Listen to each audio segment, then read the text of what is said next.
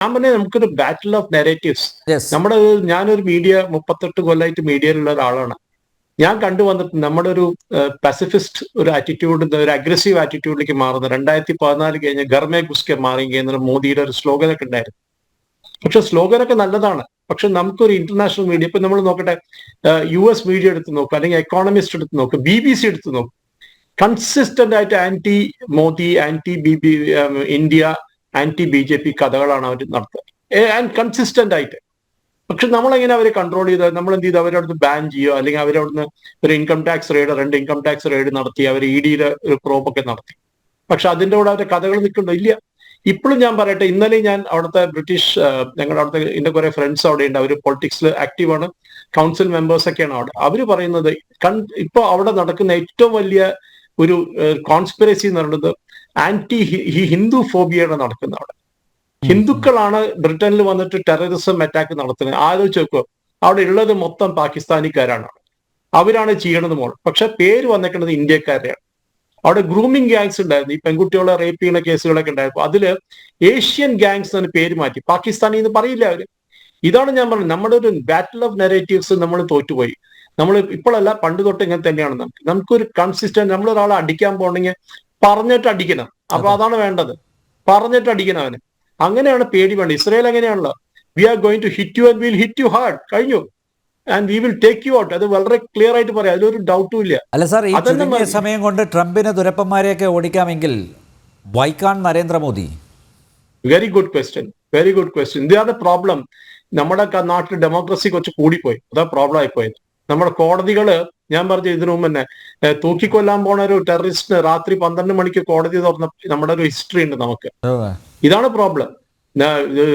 നാളെ ആരിഫ് ഹുസൈന് പ്രോബ്ലം വന്നാലും സുരേഷ് ഗോപിന് ഒരു പ്രോബ്ലം വന്നാൽ ഇതേ സുപ്രീം കോടതി രാത്രി 12 മണിക്കൊന്നും വാതിൽ തുറക്കില്ല. എനിക്ക് ഓർമ്മയില്ല, എന്റെ 2018 എന്റെ അഗേൻസ്റ്റ് ഡെത്ത് ത്രെറ്റ് വന്നപ്പോഴും എനിക്ക് ലക്കി ആയിട്ട് 3 ദിവസത്തോടെ ഹിയറിംഗ് കിട്ടി. ബിക്കോസ് ജസ്റ്റിസ് മിശ്ര ആയിരുന്നു ചീഫ് ജസ്റ്റിസ്. അദ്ദേഹത്തിന് എന്ത് നന്നായി തോന്നി എന്താ അറിഞ്ഞൂടാ, അദ്ദേഹം ഡയറക്റ്റ് ആയിട്ട് എടുത്തോ കേസ്. പിന്നെ ജസ്റ്റിസ് ലളിതും ജസ്റ്റിസ് പറാശ്. പക്ഷെ ഇത് എല്ലാവർക്കും കിട്ടുന്നില്ല, ലക്കി ആവണമെന്നില്ല. എല്ലാവരും മാധ്യമപ്രവർത്തകരല്ലോ. ഇതാണ് ഒരു പ്രോബ്ലം, നമ്മുടെ ഒരു ബാറ്റിൽ ഓഫ് നെറേറ്റീവ്സ്. നമുക്ക് ഈ പറഞ്ഞ മോദിക്ക് ഒരു ആളെ പിടിച്ച് ഇവിടുന്ന് പുറത്തേക്കാക്കണം. ട്രംപ് ചെയ്യുന്നില്ല. ഇപ്പൊ ട്രംപിന് എത്ര കോടതികൾ അവിടെ തടയുന്നത്? ഡെയിലി ഒരു ജഡ്ജ് പറയും ഇവരെ വിടാൻ പറ്റുക, അവനെ വിടാൻ പറ്റുക.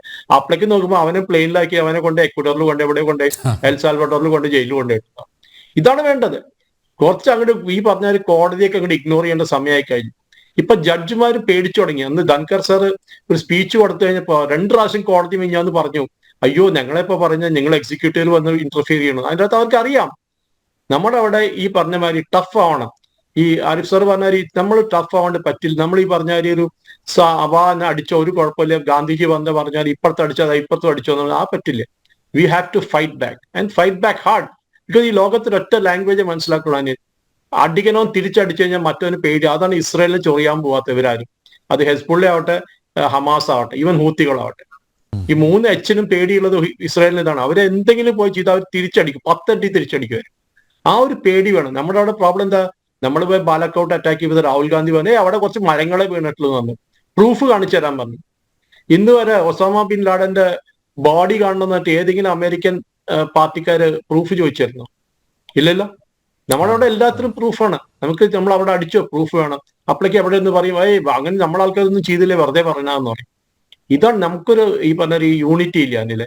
ഇതാണ് നമ്മളെ പണ്ട് തൊട്ട് തന്നെ നമ്മുടെ രാജ്യം ഭരിച്ചുകൊണ്ട് വന്ന മുഗളാവട്ടെ, അതിനു മുമ്പ് അഫ്ഗാൻസ് ആവട്ടെ, അത് കഴിഞ്ഞ് പോർച്ചുഗീസ് ആവട്ടെ, ഡച്ച് ആവട്ടെ, പിന്നെ ഇംഗ്ലീഷുകാരാവട്ടെ, നമുക്കൊരു യൂണിറ്റി ഇല്ല. ഈ പറഞ്ഞ നമുക്കൊരു anti semitism, anti Hindu phobia നമുക്ക് ഫൈറ്റ് ചെയ്യാനുള്ള ഒരു കപ്പാസിറ്റി ഇല്ല. അതാണ് വേണ്ടത്.